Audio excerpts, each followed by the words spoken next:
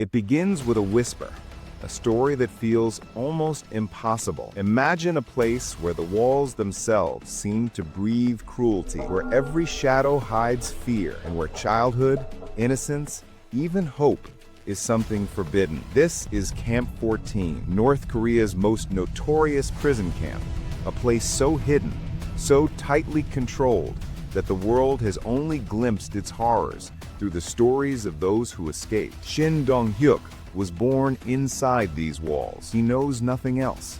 He has no memories of freedom because there was never any. His earliest recollections are of hunger, of the relentless shouting of guards, and the cold gray concrete that seemed to swallow all warmth. He was just a boy when he learned the first rule. Survival meant obeying completely, and disobedience meant death.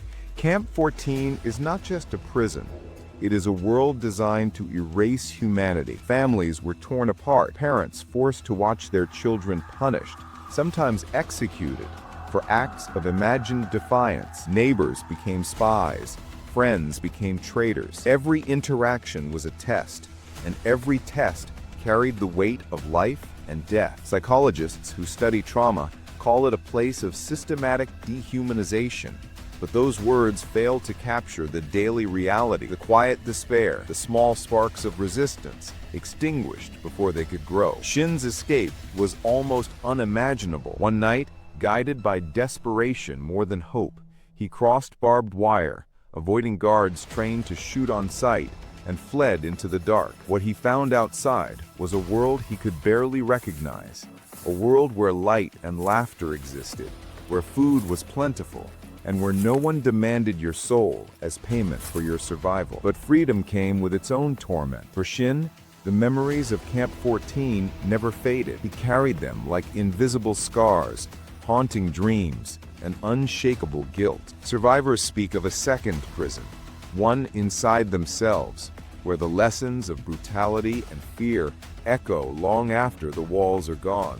Experts on human rights call this psychological imprisonment indelible trauma, a reminder that cruelty leaves marks far deeper than bruises or scars. North Korea, a country shrouded in secrecy, has tried to deny these camps exist. Satellite imagery has revealed the barbed wire fences stretching for miles, the guard towers standing like silent sentinels over forced labor fields. Eyewitness accounts tell of work from dawn till dark, punishments so severe that prisoners would risk almost anything to escape. International human rights organizations describe these camps as some of the most extreme violations of human rights on the planet today, a stark reminder that even in the 21st century, places of unimaginable suffering still exist. And yet, amid the darkness, there is courage. Shin's testimony has helped the world see Camp 14 for what it is. His story gave voice to thousands who remain trapped, still living under the weight of a regime that thrives on silence and fear.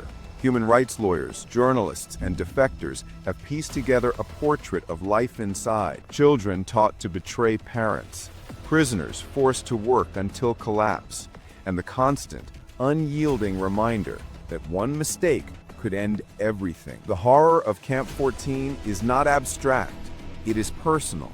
It is intimate. It is the story of every stolen childhood, every whispered cry in the night, every human being reduced to a number. And yet the courage of those who escape, who speak out, who insist the world know what happened, that is what reminds us of the resilience of the human spirit, even in the darkest corners of our planet. As we reflect on Shin's story, on Camp 14, we are forced to ask ourselves uncomfortable questions. How do societies allow such places to exist? How can the world turn a blind eye when human suffering persists behind invisible walls? And perhaps most importantly, what does it mean to survive, to live, and to carry the memory of horror into a world that cannot fully understand it? The story of Camp 14 is a story of cruelty, yes, but it is also a story of endurance, of the quiet, unbreakable will of a child born into hell